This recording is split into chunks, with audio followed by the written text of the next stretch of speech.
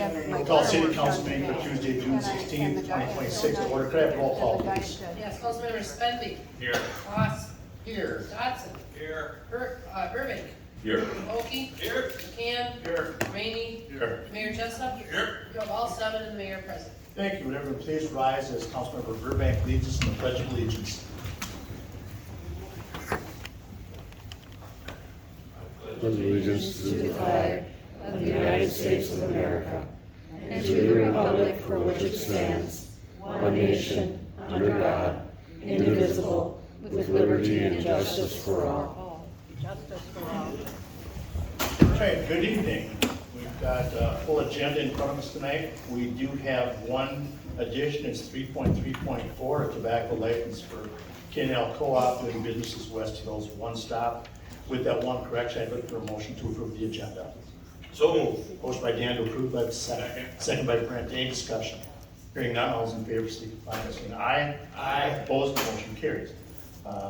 Next up tonight is Mayor Jessup. Good evening, sir. Good evening, Council President Rainey. Thank you so much. I've got a couple of items tonight. First off, two proclamations for a couple of young men that I've gotten a chance to know over the last several years. Stephen Sennett and Dawson Levy, Troop 253 here in Owatonna, recently achieved the rank of Eagle Scout. So I have proclamations congratulating those two gentlemen on all of their hard work. And second proclamation is in recognition of Juneteenth. On June 19th, 1865, enslaved residents of the state of Texas found out that they were free. And it is a pleasure for me to proclaim the 19th day of June as Juneteenth in Owatonna and urge people to attend the Juneteenth celebration at Manatee Park from 5 to 8 this Friday. Anything else? That is it. Thank All you. right, thank you. So next up is the consent agenda. Consent agenda consists of city council meeting minutes, other board commission minutes, licenses, permits, and miscellaneous items all grouped together for the council to review prior to the meeting and vote on collectively. With that, I will entertain a motion on the consent agenda items. So moved. Motion by Don to approve, do I have a second? Second. Second by Doug. Any discussion on that? Hearing none, all those in favor signify by saying aye. Aye. Opposed? The consent agenda has been approved. For our action items tonight, first up, we have no ordinances, so first up is resolution 3.2.1, resolution 54-26, release right of first offer for 545 Lawrence Avenue, the Lee Foundation. And with that, we go to City Attorney Mark Walbrand. Good evening. Resolution, as a part of the council tonight, is to consider releasing its right of first offer to purchase the former West Hills Lodge building from the Lee Foundation. The background is this: the Lee Foundation is a non-profit corporation established by Dr. Lawrence Lee and Anna Lee. The foundation purchased the property from Azul Opportunities LLC on December 15th, 2020. Azul purchased the property from the West Hills Lodge Inc. on December 19th of 2020. On September 1 of 1981, the county conveyed the property to the city, facilitated the transfer to the West Hills Lodge Incorporated to include the following restrictions. One, the property was to be used as a halfway house for persons who were either alcoholic or chemically dependent persons. And if such use ceased, the title would revert back to Steele County. And further, if Steele County ever desired to sell the property, the city would have the first opportunity to buy the same. On December 4th of 2020, the county released its previous deed restrictions to that building.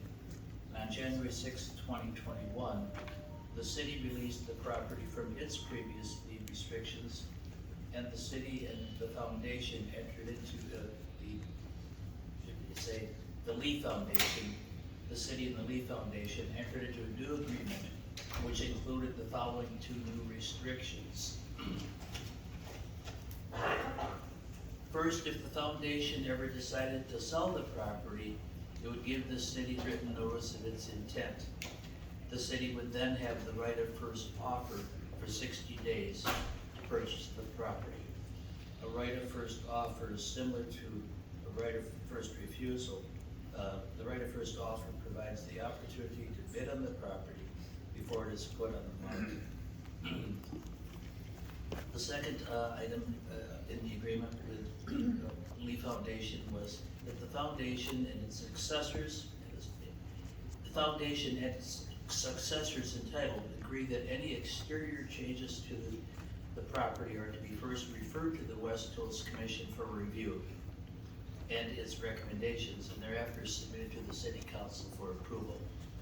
This is known as a condition that runs with the land, so that any subsequent owners will be subject to that restriction.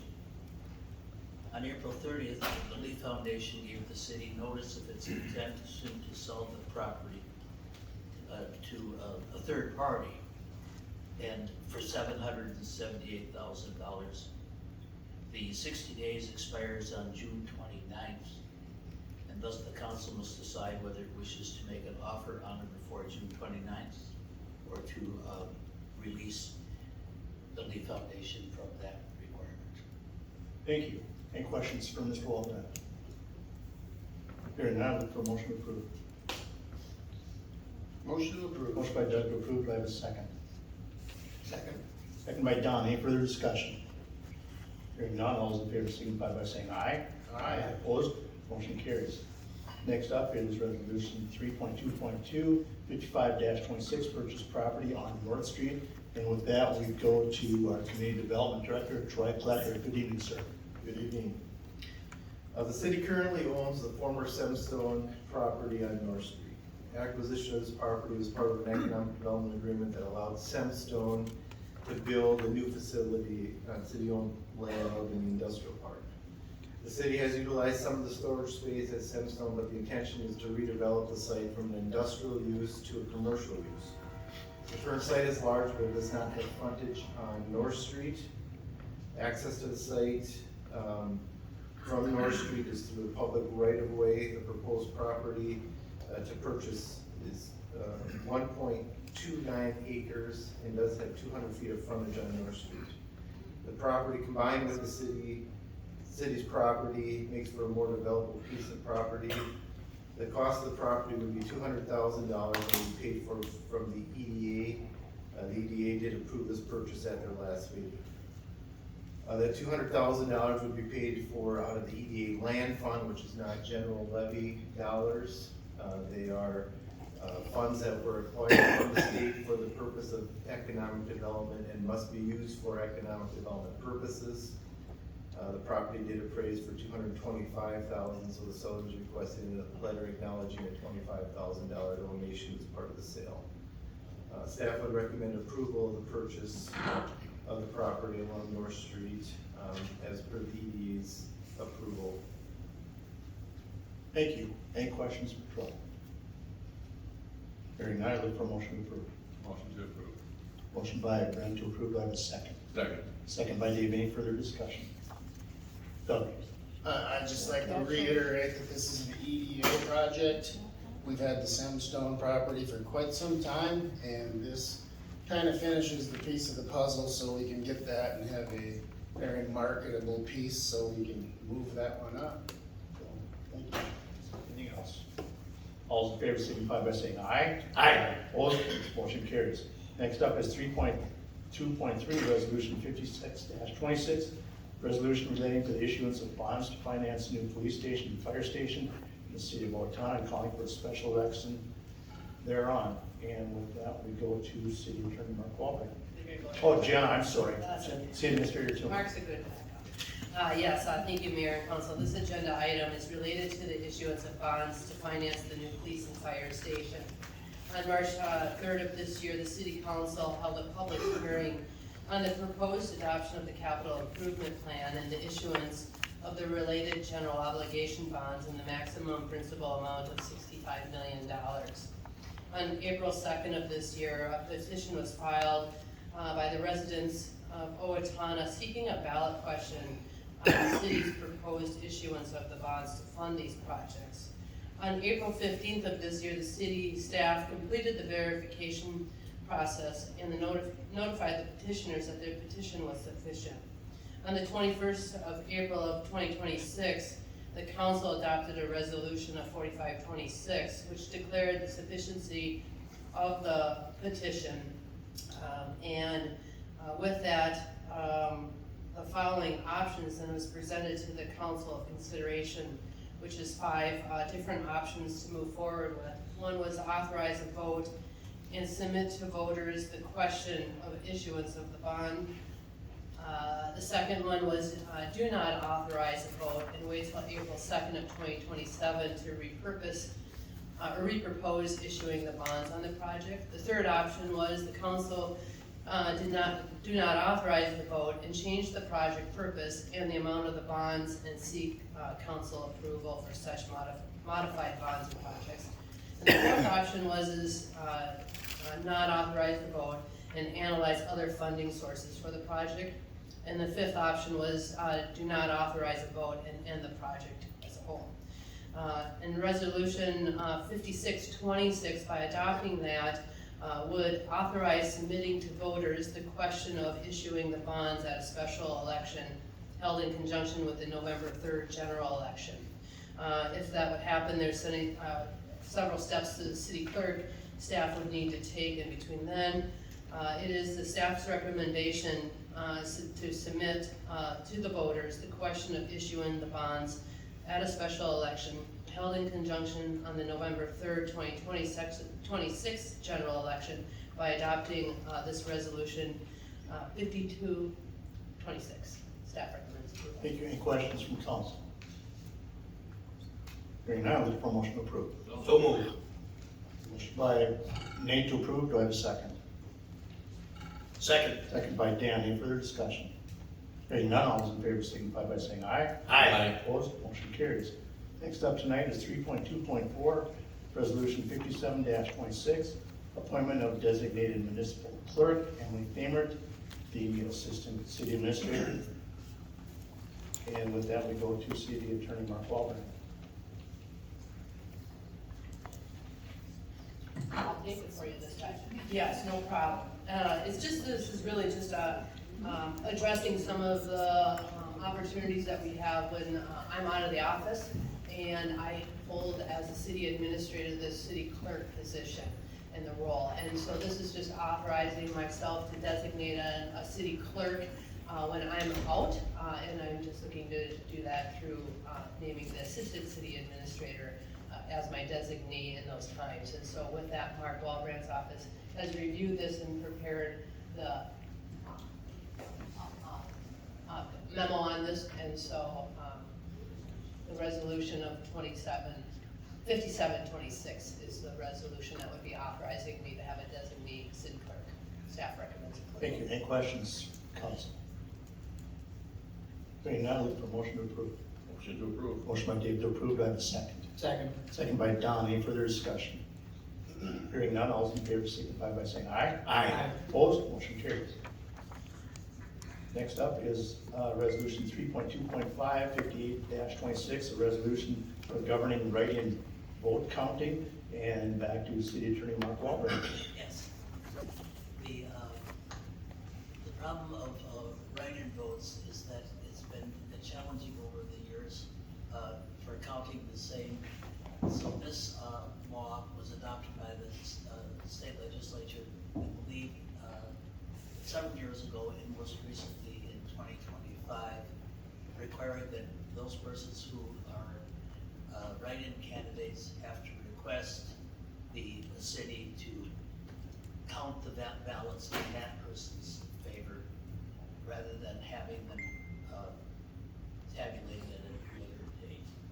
So, forgive me, I forgot my notes on this as well, but the recommendation is other sister cities around us have found this to be a better route to go than to have to tabulate all the write-in votes from all the various places where the persons who are write-in candidates. Okay, any questions for Mark? Hearing none, look for a motion to approve. So moved. Motion by Dan to approve. Do I have a second? Second. Second by Don. Any further discussion? Hearing none, all those in favor signify by saying aye. Aye. Opposed, motion carries. Thank you, Mark. We have 4 miscellaneous items tonight. The first is 3.3.1, a new on-sale liquor license for the Grateful Wine Bar, and city administrator too, Mom. Yes, thank you. The good news is Grateful Wine Bar has been operating at 306 North Cedar number 2 for almost 2 years. Council approved an on-sale wine beer license effective of 8/2024. They are wanting to expand their inventory and requested a full on-sale liquor license effective July 1st. There is some fees included in this transaction, but staff recommends moving forward and approving the liquor license for Grateful Wine. Thank you. Any questions? Hearing none, I look for a motion to approve. So moved. Motion by Nate to approve. Do I have a second? Second by Brent. Any further discussion? Hearing none, all those in favor signify by saying aye. Aye. Opposed? And that has been approved. Next item is 3.2, letter of agreement for the 2026 lift station program services, and Sean Murphy. Good evening, sir. Good evening, Mayor and Council. We're requesting City Council's approval of an agreement with AE2S for our 2026 SCADA programming services for 3 lift stations that we approved earlier this year. So those 3 lift stations are Ridge Street West, North Ridge Lane, and 24th Avenue. SCADA programming services consist of professional programming services for our PLCs, so programmable logic controllers, our operator interface terminals, cellular communications equipment, and SCADA software related to the project. Services are not to exceed $39,600 without prior authorization. Costs will be paid for using our sanitary sewer funds. Staff recommends approval. Thank you. Any questions for Sean? Hearing none, I look for a motion to approve. Motion to approve. Motion by Doug to approve. Do I have a second? Second. Second by Dave. Any further discussion? Hearing none, all those in favor signify by saying aye. Aye. Opposed? Motion carries. Next up is 3.3.3, ICS Professional Services Agreement for the River Springs Water Park, and for that, we go to Assistant Administrator Emily Famer. Good evening. Good evening, Mayor, Council. This agenda item is a professional services agreement with ICS for some work at the River Springs Water Park. The water park is a key quality of life amenity here in our community that opened in July of 2009. Facility condition assessment was performed by ICS in 2025 and its consultants, and that identified some facility needs and maintenance over the next 10 years. The base scope of this current proposal, what we are planning to do is, rather than chip away at these improvements year after year, try and bundle them together. So this is taking years 1 through 3 and bundling them together into one comprehensive project. The base scope includes general repairs regarding the gutter grading, crack repair, waterproof gutters, the pool deck, black pool, leisure pool, doing some replaster, remove and replace some ceramic tile, lily pad, walk anchors, the lazy river. The full scope of that work is included in the agenda packet. I won't go line by line. Also included in this professional services agreement in the scope is some additional work regarding the sump and drain covers. So there has been a recent change to the interpretation of some of the codes from the Minnesota Department of Health. The city replaced those drain covers in each of the facility basins in 2020. They typically get replaced every 10 years. However, with the recent interpretation from the Department of Health, we are recommending that those all get replaced and brought up to the new interpretation of that code within the scope of this project. And that work would be in the lap pool, the leisure pool, lazy river, and plunge pool. These proposed improvements at the water park were included in the 2026 CIP budget. The ICS fees for base and that additional drain and sump scope total $193,355. The preliminary budget estimate for the project is just over 1.5 million, and those ICS fees are calculated into the funding strategy. I do want to be clear with council that our intent would be to issue tax abatement bonds to finance this project if you decide to move forward. So just know that approving this agreement with ICS is the first step, and then we'll come back next month with our partners at Ellers to start that process and that funding piece. They are tied together. Chris Zemer from ICS is here with us this evening if there are any additional questions. Thank you. Any questions from council? Brent? Emily, so on this work, do we go out for bids for this work, or do we know the price? ICS will be bidding for us on our behalf under the scope of this professional services agreement. And then we have an opportunity, if the bids come back more than what we have budgeted for the project, we can cut stuff out of it, or is there other funding sources we could use if it comes over that $1.5 million mark? We would probably revisit the scope of the project. And we can do that later after they come back with the estimates for the work, or that contract. Chris, do you wanna? I could reject bids at that point, or we can find the scope.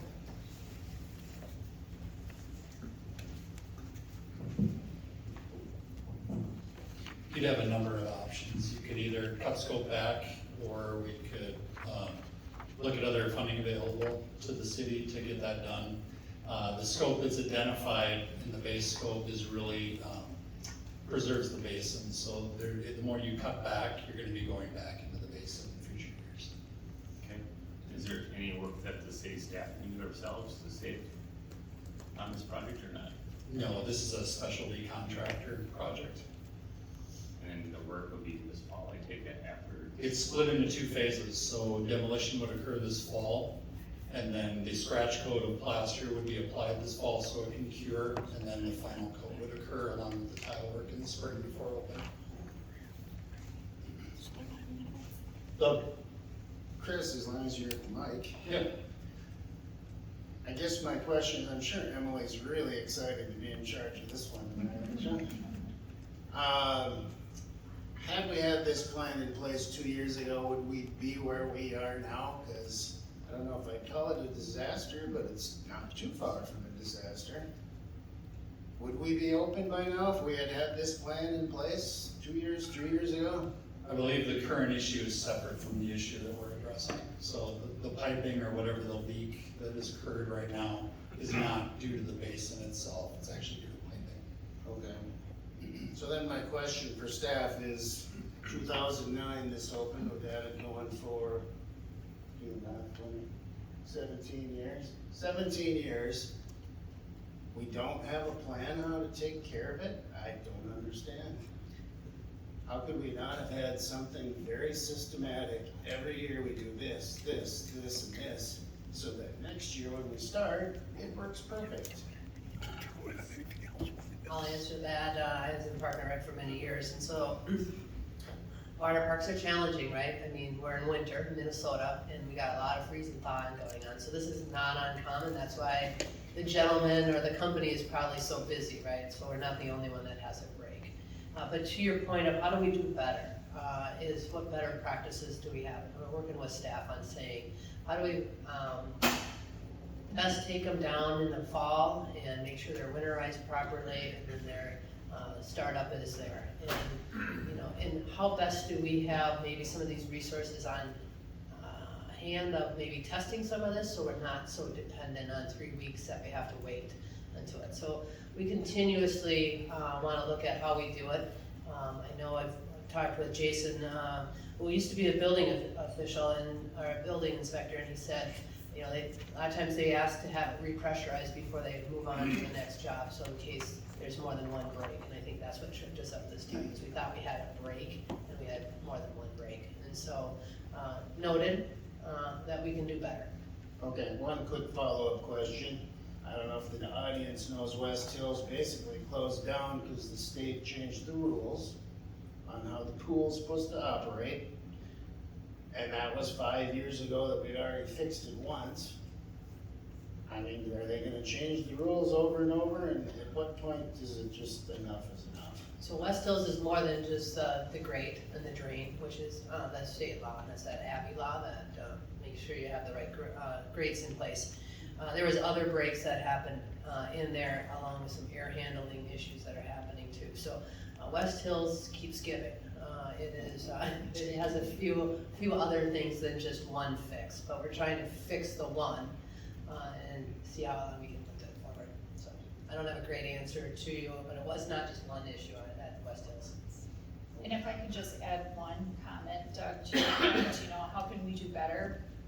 I think enlisting the professionals like ICS to help us with that comprehensive facility assessment and helping us lay out that 10-year CIP to make sure that we know what we need to do to be staying on top of this regular maintenance. It's an outdoor facility, it does see wear and tear due to the weather. And I think having a plan like this and then working that plan is how we can do better by taking it a chunk at a time and making sure that we're proactively staying on top of it. We just basically have to accept the fact that it's gonna be something every year, regardless. Something's gonna be broken, something's not gonna work every year. At 17 years old, I think you start seeing some of that stuff life cycle out. And it's going on in the house at 17, it seems like the roof comes due. I mean, so I think we're at that hard spot right now with the water park. But it is used by 31,000 people every year. I don't know if we'll reach that number this year, but. They paid $50 a piece, it'd be okay. This question is probably for Chris. Chris, with the scope of the work of this contract, are you gonna help us with best practice when we close the pool, open it up for the preceding years? Is that? Yes, if it's not us, it'll be our pool consultant or engineer. Okay, so They do a lot of pools around the state, so they'll have some best practices to consider and can maybe even jump in as we get into the project and see some other things. Okay. And I think if I'm correct, you being the general contractor, I mean, you're not going anywhere, because I think we had some work done before where the general contractor probably did not do as great a job as they should, kind of walked away. I know you guys are gonna be here. So we'll serve as the construction manager, but overseeing all of the contractors and specialty scopes. So that's right. And you're not going? We're not going. Thank you. So I've got a question, Chris. Yeah. We've had tile issues from year 2. After the first winter, tiles were falling off. That company's putting them back on. We've had, and that happens every year. It's Minnesota. Now we're gonna be replacing all or most of the tile. Do we need to put tile in? Why wouldn't it be fiscally better to just have a different paint style on the top where tile has been? We can definitely entertain that during the design phase of the project if that's something that's desired. Would that be a cost savings, just guess? Slight. Yeah, Okay. but I do take the point. I mean, it does make sense to not put tile back in the freeze thaw environment where it's constantly popping. Okay, thank you. Any other questions from council? Dan? Again, I'm kind of conflicted with this. Certainly as an amenity for the community to have this. It's certainly an expensive amenity, and I would certainly like more input from the public. What should we do with this water park? Every year is maintenance, maintenance, maintenance, and every year is keep the levy down, down, down. This is one of those things that is a continuing expense year after year. Sure be nice to hear from the community. Should we keep after it? Should we get rid of it? I don't know. I'd like more input than just, you gotta cut the levy. Don? Oh, I'm done. Oh, I'm sorry. No, no. I'm done. I was just pointing at the pool. Anything else? And I would just add, I appreciate Dan's concerns, but we also have maintenance, ongoing maintenance every year at the golf course, at the library, all of our buildings. We have 100-year-old plus buildings that are in constant need of repair. And while, yeah, the pool is only 17 years old, last year Faribault's was shut down all year because they had a lot of these same situations. Unfortunately, that's the beast of the business when you get into an outdoor water facility in the upper Midwest. And, you know, tonight before us is basically to spend $1.5 million to move ahead. And to clarify a little bit, Councilman Vokey's point, the plan that staff landed on to accelerate the first 3 years, that gets the bulk of the major things done. From here on out, you'll start to be able to plan a little bit more accordingly. Because what'll mainly be left is the slides, some of the walkway with the slides and the ladder, and then I believe the parking lot out front. The other items become less and less more expensive. You already placed most of the mechanicals throughout the facility, so you're in really good shape there. So this is kind of the last major item other than the unforeseen piping issue that's being investigated right now. And what we're doing tonight, we are not approving $1.5 million. We are approving professional services agreement with ICS. As long as I'm rolling, let me roll. It seems like, Chris, I'm sure you do a great job for us, but it seems like we can't turn around and blow our nose without consulting ICS. I don't care what project we've got. We're looking at 1.5 million, and we're gonna spend close to 200,000 with a consultant. And what's Chris gonna do? And ICS, they're gonna contract a pool specialist construction company. Why don't we consult a pool construction specialist company? I'm sure a large company like that will have a plan, a maintenance plan for us. We bring them in and they say, yeah, here's what you do here, this date, that date, shut it up, close it down. At some point in time, we've got to be able to do something without consultants, whether it's ICS or somebody else.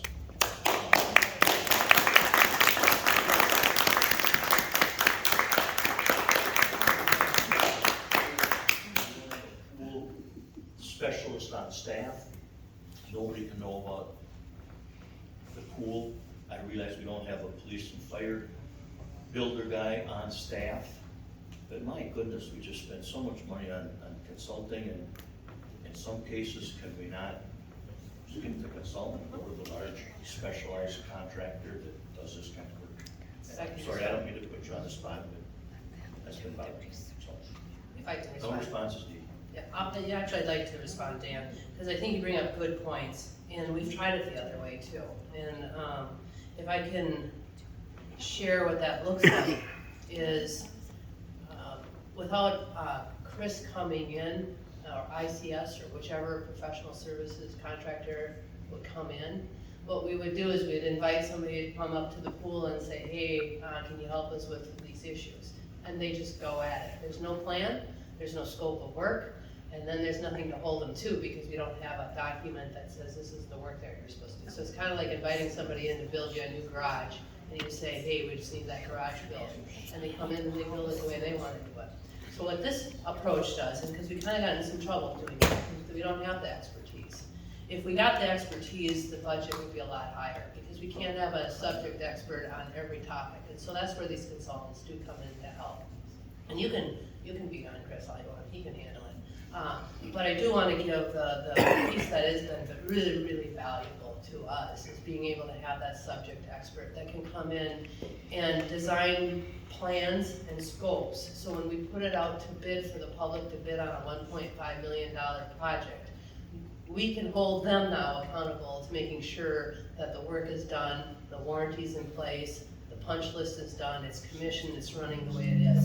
Without that, and without those documents, we wouldn't have that ability to do it. And so I feel like that's some stuff that has tripped us up in the past by not having that. And I know paying consultants is a lot of money, but not having it done right costs us more too. And so I just wanna, not standing up for ICS, they can stand on their own, but from staff, I can tell you it's really, really helpful, because I'm not that subject expert to the level that ICS brings to the table on this project. And if we keep after this program, and something goes wrong, does ICS make us whole? I think they turn around and get after the contractor just like what we would. So our warranty is what we would go after. Yes. So, right, so that's in place, and then we'd be able to go after that for that.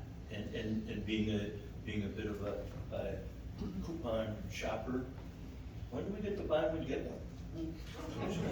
Money with you guys. For the record, Dan, this effort since last year's walkthrough, that was part of the original assessment. We did that work, walked through the facility for free. And I've got a comment in regards to ICE. A few years ago, ICS, I'm sorry. I do not have a comment on ICE. ICS. ICS was our consultant with Merrill Hall. It was a project that, with ICS running the project, came in under budget.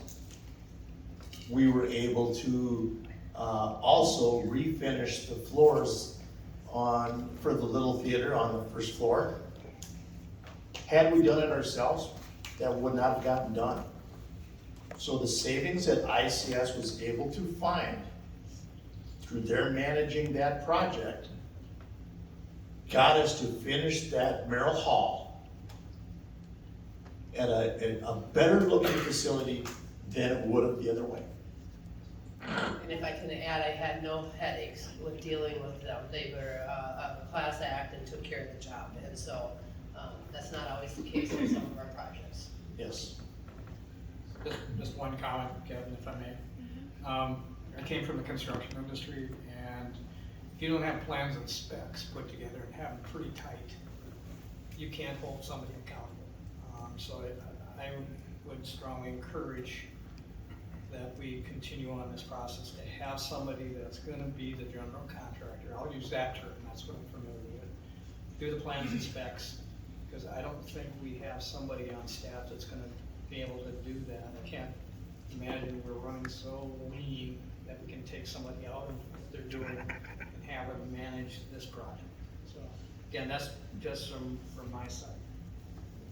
So, that's my 2 cents. Anyone else? Hearing none, look for motion to approve. So moved. Second. Who made the motion? Oh, I'm sorry. Motion by Don, do I have a second? Second by Nate. Any further discussion? Hearing none, all those in favor signify by saying aye. Aye. Opposed? Nay. Who were our names? Got that 5-2. Mr. Volk and Mr. Voss. So our final miscellaneous item tonight is 3.3.4, tobacco license for K&L Co-op doing business as West Hills One Stop, and back to City Administrator Tillman. Yeah, thank you. The city received a tobacco license application from the company of K&L Cooperative. They're doing business as West Hills One Stop at the 590 State Avenue location, which is the building just north of us here. It used to be the old Casey's store. K&L recently purchased this property, and operations of the name will be the West Hills One Stop. A tobacco license do not transfer for previous owners, and so they have applied for a license, and it is still in background. I wanted to ask council to approve a contingent on the background passing. They are looking to start business by July 1st. Thank you. Any questions? Motion to approve. Motion by Nate to approve. Do I have a second? Second by Brent. Any further discussion? Hearing none, all those in favor signify by saying aye. Aye. Opposed? Motion carries. Owatonna Public Library will be our staff report, so we welcome Mr. Mark Lando.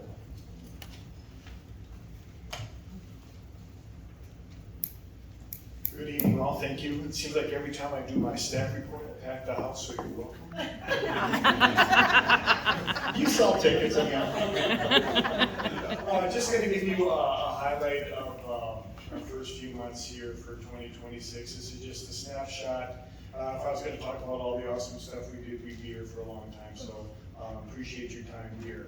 One of the things we did to cap off our 125th celebration was our Library Con. And Library Con is, there's like Comic Cons and things like that.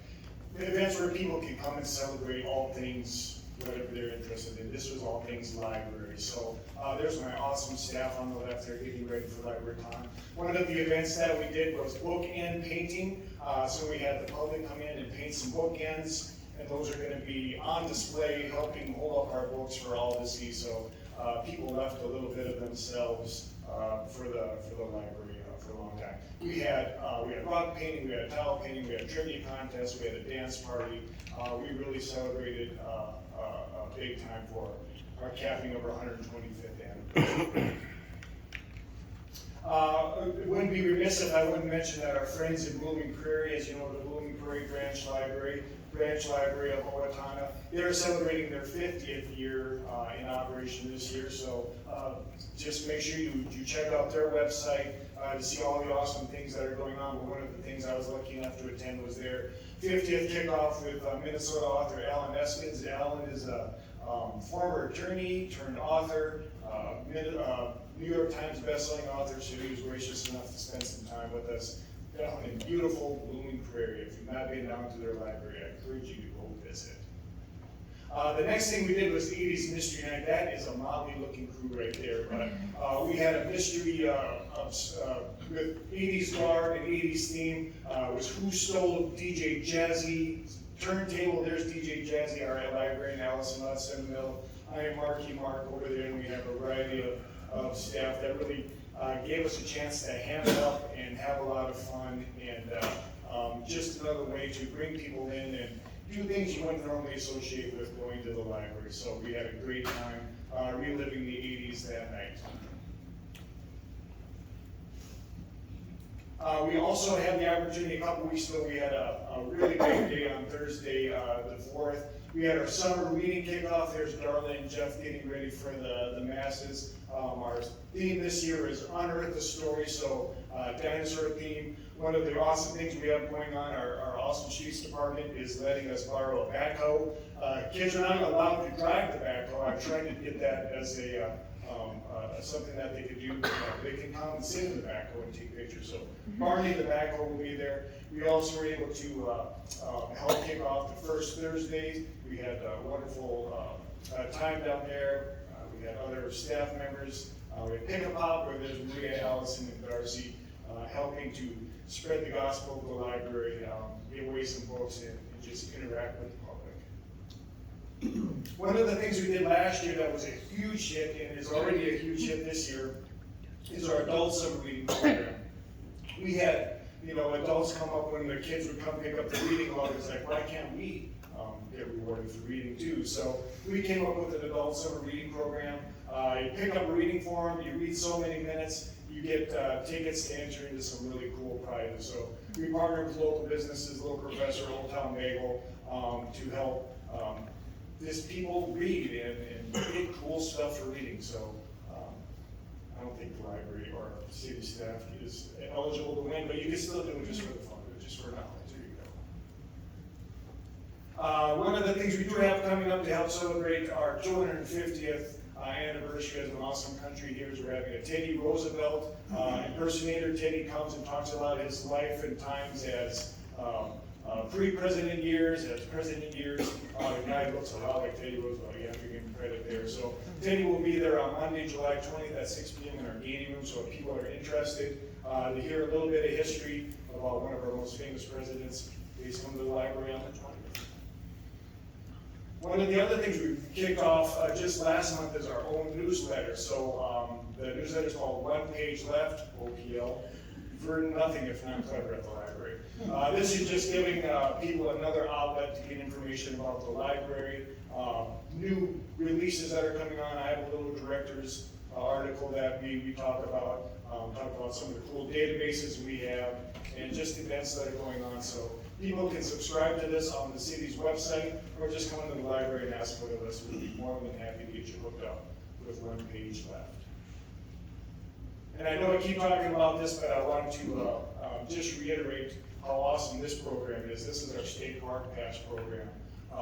What this is a week pass to any state park in Minnesota. We have 3 park passes available, first come, first serve. But if you have a library card, another reason to get a library card, you can come in.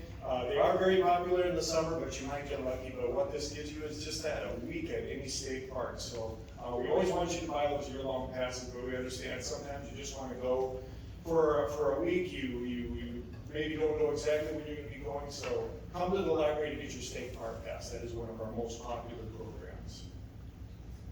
And last but not least, another thing we really are proud of is our podcast. Who do we think we are? Again, cleverness with the Dewey Decimal System. We do this every month. These are all up on our library website, city website. It's just an opportunity for us to get together to talk about, we are talking about the Dewey Decimal System now.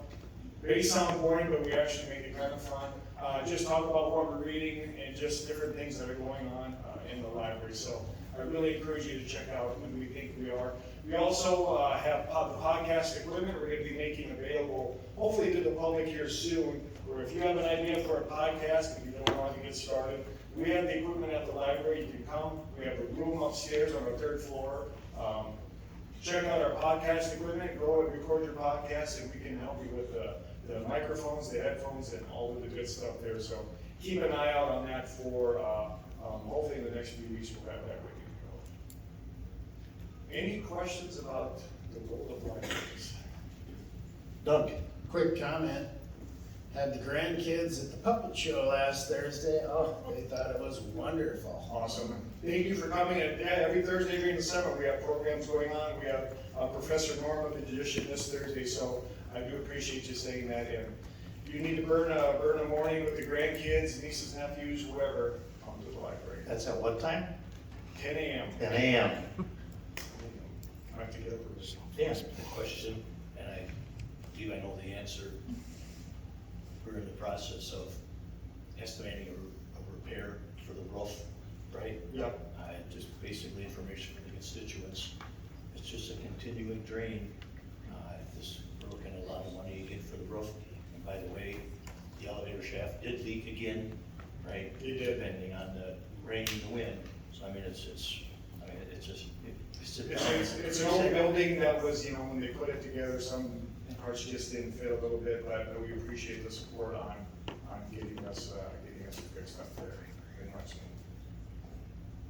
Anything else for Mark? Thank you. Thank you. And try to have fun at work, will you? Appreciate it. We're now up to public comment. Please limit your comments to 3 minutes.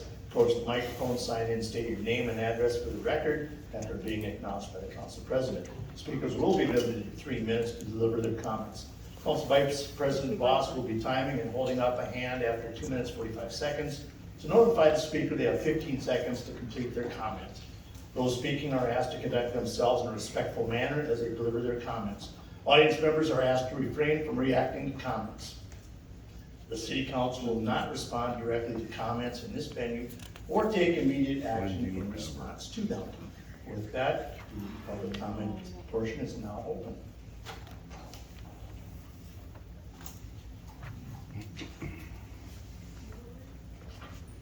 Anyone getting up?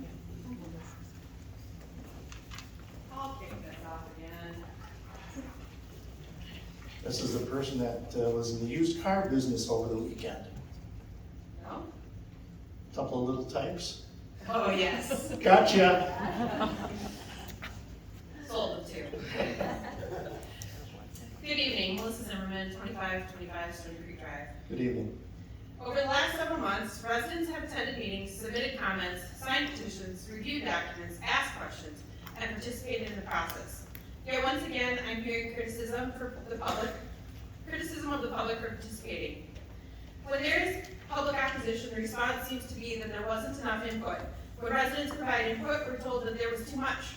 The public is not the problem. The public is doing exactly what citizens were supposed to do: participate. First, I appreciate the city honoring the reverse referendum petition petition to allow residents the opportunity to vote on the proposed $65 million police and fire project.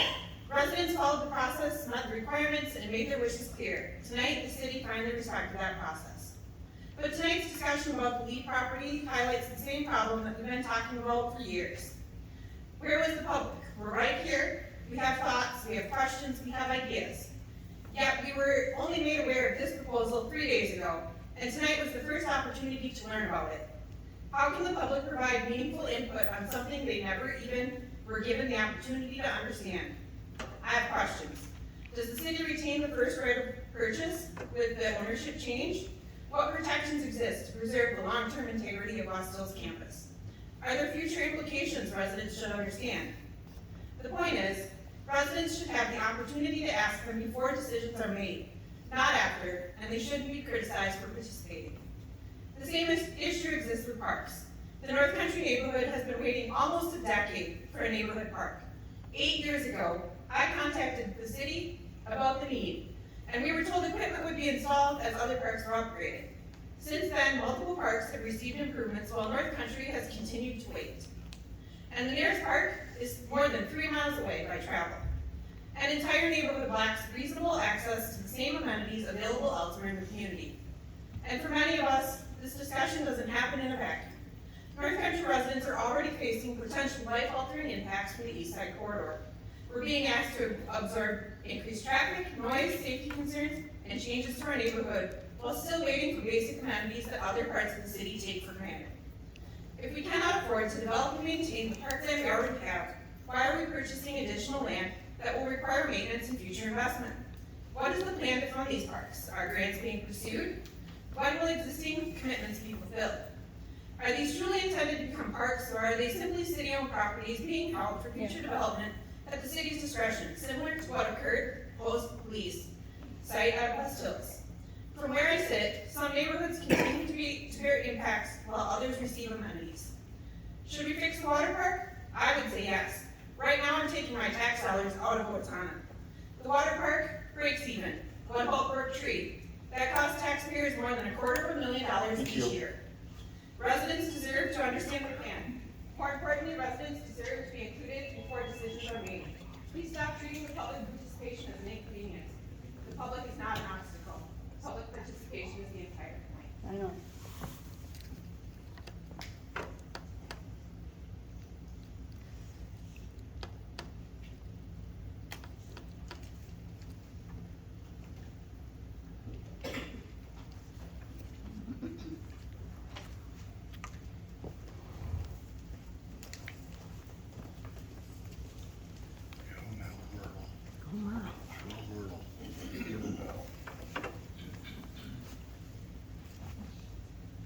You know I'm not a stranger.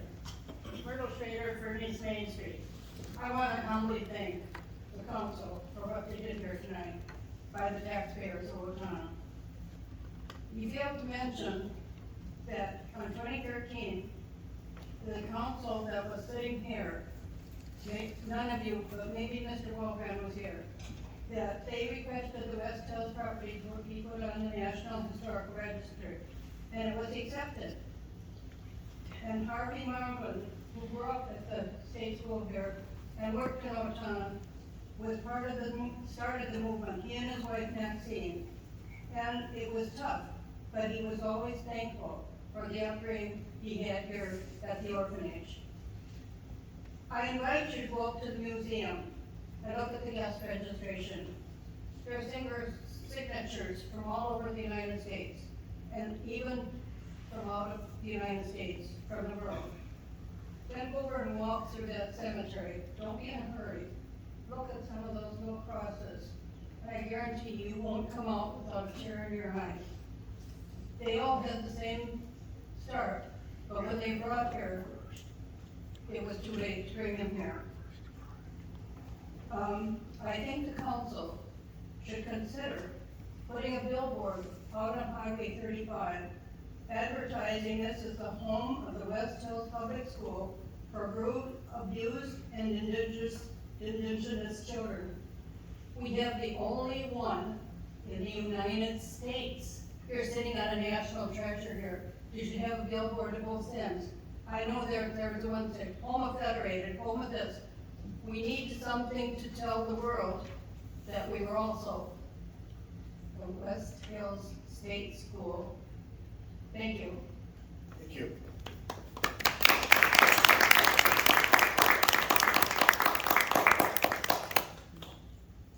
Anyone else this evening?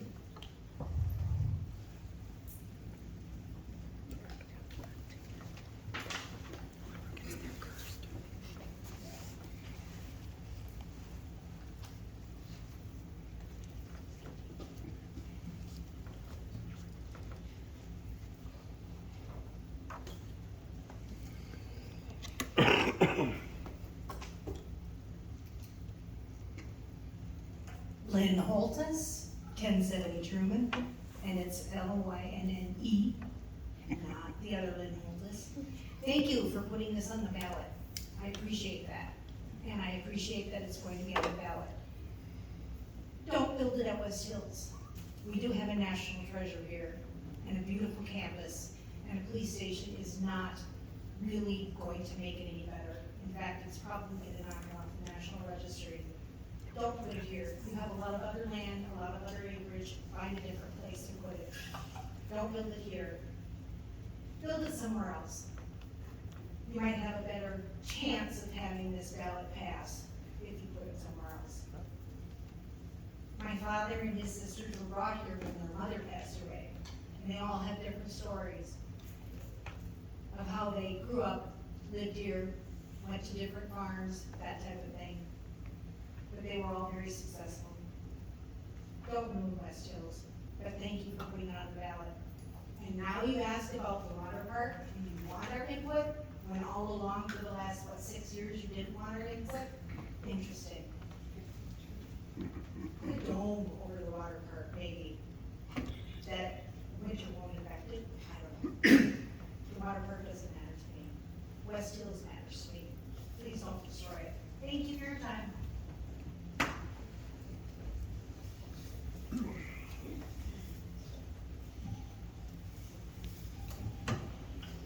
Hi, Gail Jorgensen, 249 East Main. Thanks for listening to us, and I hope we can keep conversations going and that you listen to us about other things. For me, the water park very much matters. Swimming matters. The most important thing you can teach a child is to tread water and to get out of a situation. And that's one thing that swimming very much, the swimming pool teaches you, whether it's indoor or outdoor. But the water park especially is a forum where community comes together, especially these little ones. And kids from other communities come and meet Owatonna kids, and they play together. They're not on a team, they're not forced to take one for the team. They're playing together, they're negotiating together, they're learning, and they carry these things on. They'll remember the bullies, they'll remember if there's bullies at Owatonna. They'll remember how they're treated here. The park's down, we went to Mankato, it was great. I paid attention to the houses that were for sale. You think the other mothers and grandparents aren't doing the same thing? You know, people want a water park. Well, a swimming pool, outdoor swimming pool, indoor swimming pool. I'm not a big fan of the Riverwalk, that's a different thing. I grew up in a community where we had a beautiful big pool that was put in by the WPA, and it was unheated. Do we really need to have the temperature up that high at the swimming pool? You know, it's hotter than my bath water many, many times. You know, it's not just because of all the little kids in the pool either, it's just how they're setting the temp. And also look at all the different grants and opportunities. You know, this pool might not qualify for historic money, but the West Hills pool does. And the West Hills pool is very much a part of that story, teaching the kids self-reliance and teaching this whole community how to swim. And that's important too. Maybe there's art grants that can help with parks.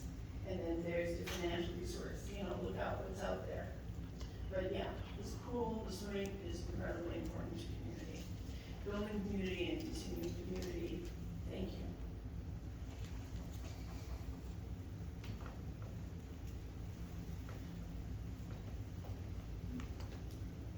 Anyone else this evening?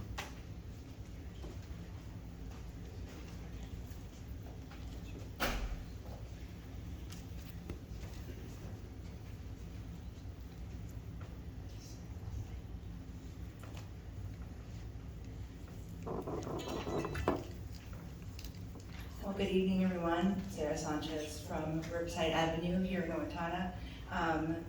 Good to see everybody. Thank you very much. First off, just want to start by thanking and recognizing the great work that was done by our city, the citizens, and this administration.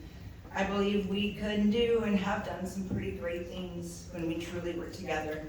I also want to say that I know our town wholeheartedly appreciates those who serve our community every day and recognize that there is a need for strong police and fire services and that we should support them. But our concerns tonight were not simply about the proposed project itself, but about the process. Thousands of residents took the time to sign a petition because they wanted a voice in this decision.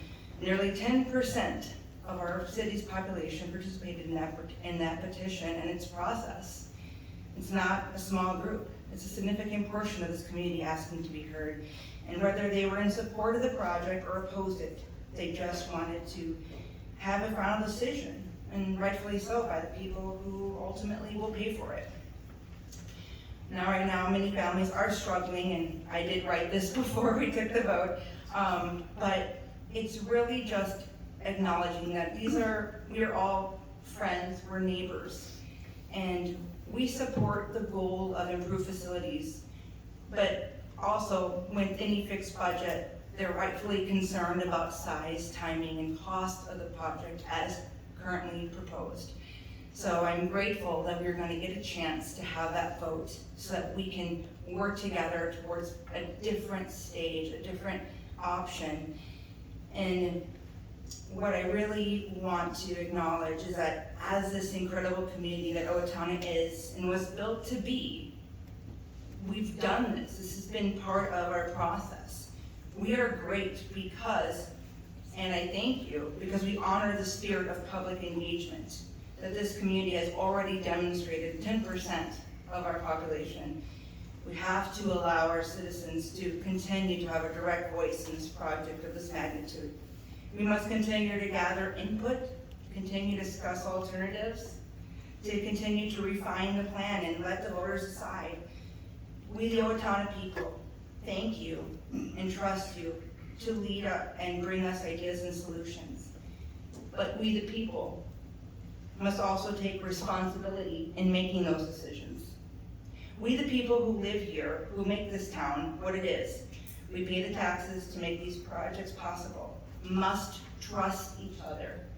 Finally, for the record, we must all remember that this was never a question of whether the council members or us as a community were acting in good faith.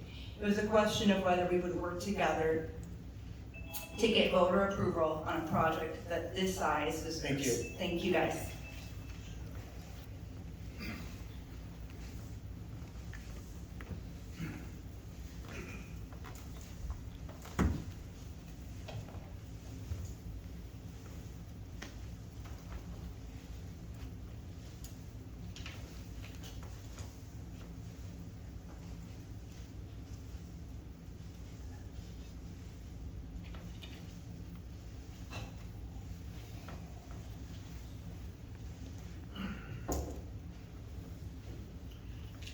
Gary Jones, 995 Ridge Road, and yes, I am still around.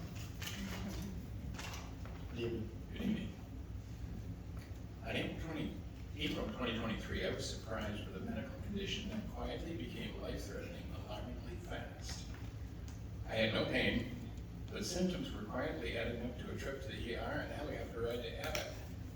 Last night I was visiting with a neighbor who mentioned that some years back he had a surgery that had symptoms showing up later that were going to quietly kill him. We were talking about the same thing, my backdoor neighbor. He also was in very bad shape from the silent killer that you hear very little about, but quietly and indiscriminately ends thousands of lives every year, all without a sound. I think we have to get out of the mindset with the archery hunt, that just because something is quiet, we can get by with it. Arrows are quiet, but they also indiscriminately kill. That is what they're designed to do. We all know that if the archery hunters were using shotguns with slugs, bullets would be ringing off the hook to the police station. Yet when the killer is silent, the danger can be ignored. A severe weather siren warns people of a tornado when they can take shelter. Shotguns hunting with slugs are noisy and would notify homeowners of hunting in the area. Because they did not want to let their dog out, grill steaks on the back deck, or get those leaves right because it was dangerous outside. But just like the tornado sirens, noise may warn people, but I found out from my own health issues that a silent killer is as dangerous as one that has a warning siren going on. Now, we all know that there are ways to make the archery hunt safer in Owatonna. It's no longer in Manatee, that is great. We made great strides in improving the safety of this hunt, moving a stand away from Scott Scrambler and the Kaplan's, that was great. Eliminating the south stand in Middle Springs, that was right next to the homeowner's residence on Oakview. That was great also. And I'll always be thankful to the city council people that met with us out there and took a look at it, and it was changed.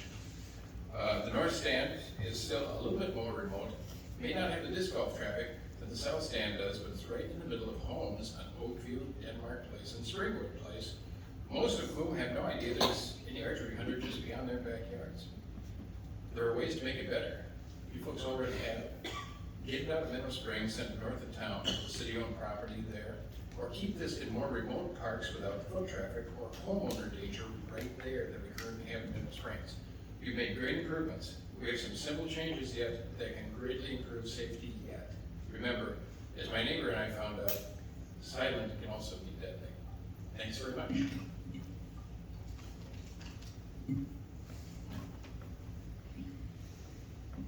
Anyone else this evening?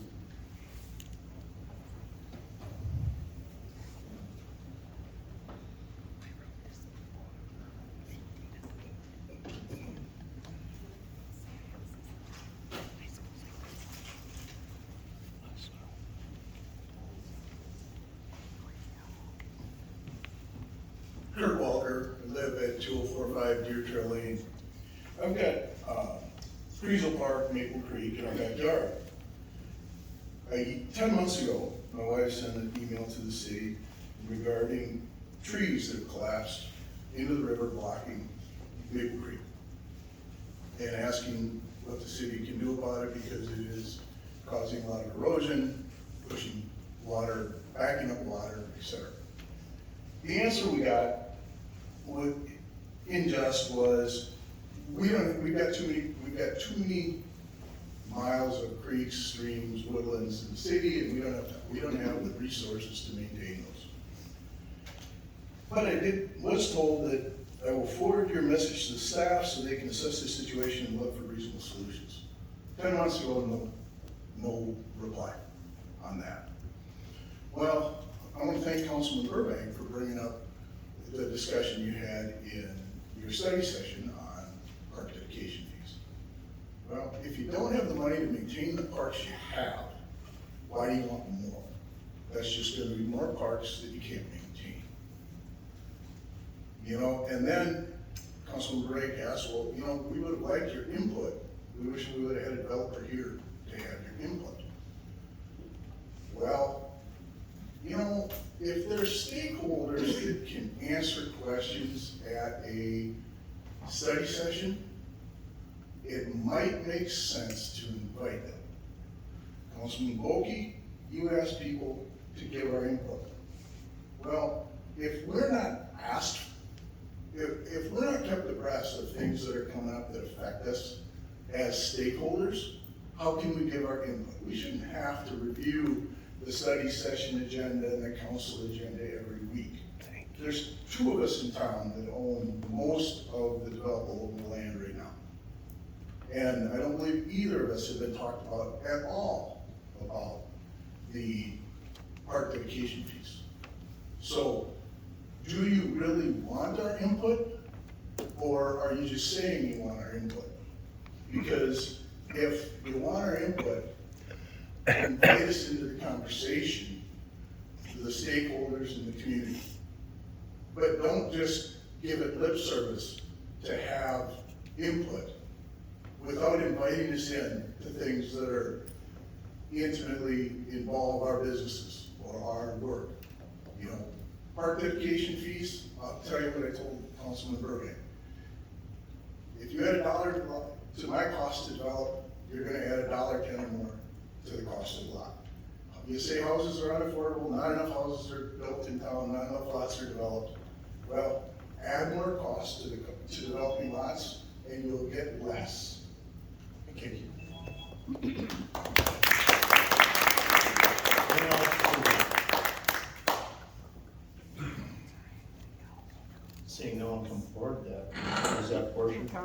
We're now up to council members. First up tonight is Councilmember Skibby. Councilmember Voss. Well, I already mentioned the outstanding puppet show at the library, so thanks for your presentation, Mark. You do a great job down there, thank you. Councilmember Dotson. Nothing to add. Councilmember Burbank. Councilmember Volkey. Yes, a couple of things. First of all, I've seen things spread like wildfire on Facebook. Some of them true, some of them not so true. I think our itinerary was published on Friday. If there were people that were interested in the hospital, they would have seen that. If they were interested in being involved, if they were interested in transparency, there it was. Not a single peep. I didn't get one call about it. And I think that's kind of a little bit hypocritical, and that we're concerned about this side of the West Hills, but not about that side of the West Hills. We had 5 days, and I've seen responses to things in 15 minutes. So if there's something to get out, whoever runs whatever concerned citizens of Owatonna, why wasn't it out there? It was reprinted in Citizens of Owatonna that was on the agenda. No one cared, okay? Last night, here again, I've been on the council, I think 4 years. The first year I was appointed and was not much of a factor in budget. Last night was our first budget kickoff to try and determine what was going on. 0 people here, 0. Again, this has been advertised in all the Facebook and all the, wherever we advertise our itinerary. And if you want to be involved, get on that stuff. I mean, I'm not a dad here eating out baby food. If you want to get involved. But don't get involved in just half of it. Now, so far we wasted 2 hours. We didn't waste, we got down to some good stuff. We spent 2 hours on a budget, 0 public impact. So it's hard for us to say, here's what we're gonna go ahead and do, here's what we're looking at, and then we come down to the bottom line and we go, no, 13%. When no one's been involved to see what the 13% dealt with. I'm just begging for help here. And Kurt, same thing with you. Sorry, I shouldn't point you out, I'm sorry. It's been on the itinerary, right? Come on up, say, what the heck's going on with this parkland? What are you doing with it? I mean, I don't have everyone's phone number to call up and say, hey, we're talking about the hospital over here, you wanna be interested? I mean, it's a two-way street. You know, and we can't be so thin-skinned, especially up here, you can't be thin-skinned. We also can't be that thin-skinned in the audience and our taxpayers when you get called out for something. I think Owatonna's got a great community, we've got a great staff. Do we face issues and problems? Absolutely. But together we can get after it and get it done. But not butting heads and trying to, I got you, or this doing that.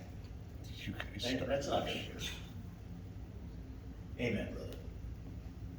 Councilmember McCann. Just a comment, we had our downtown Thursday, and we had a booth for the city, we had a section for the library was there as well, and police and fire were there talking, and numerous members of the city council were there for an extended period of time. I probably had maybe 12 people come up and talk to me about the police and fire station, but again, that is an opportunity for you to come and talk to us one-on-one about whatever you want to talk about. It doesn't have to be just the police and fire station. We're going to be there.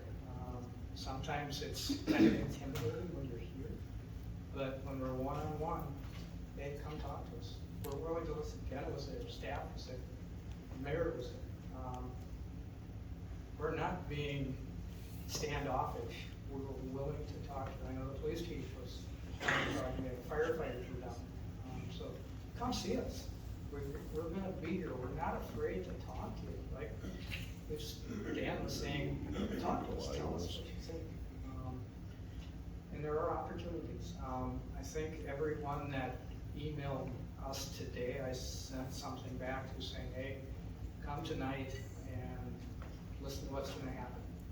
There were people that were asking other things. I said, yeah, budget meeting, look on the website, look on the public channel. The meetings are there. So again, I'm not chastising anyone for it. We're available for you. Just reach out to us. Thank you. Thank you. Mayor Jessup. Just a couple of things. Mr. Blondo, the adult summer reading program, I hope that is mildly successful. Count on seeing me down tomorrow. I will pick up my card. Spending my day downtown Owatonna, the granite installation replacing the broken limestone. The 100 block is complete. It looks beautiful. Come down and check it out. It's been just fabulous to see happen. These guys are working very hard in really hot weather, in cold weather, in the rain, busting their butts to try to get this downtown area finished. It's going to be beautiful when it's done. Reminder that city offices will be closed on Friday for the Juneteenth holiday, and if you're available, come to the Juneteenth celebration put on by the Alliance for Greater Equity at Manthe Park from 5 until 8. And then just in case anybody missed it, there's a guy sitting in the back of the room who is retiring. Allegedly. And we would like to thank him for several decades of dedicated service to the city of Owatonna.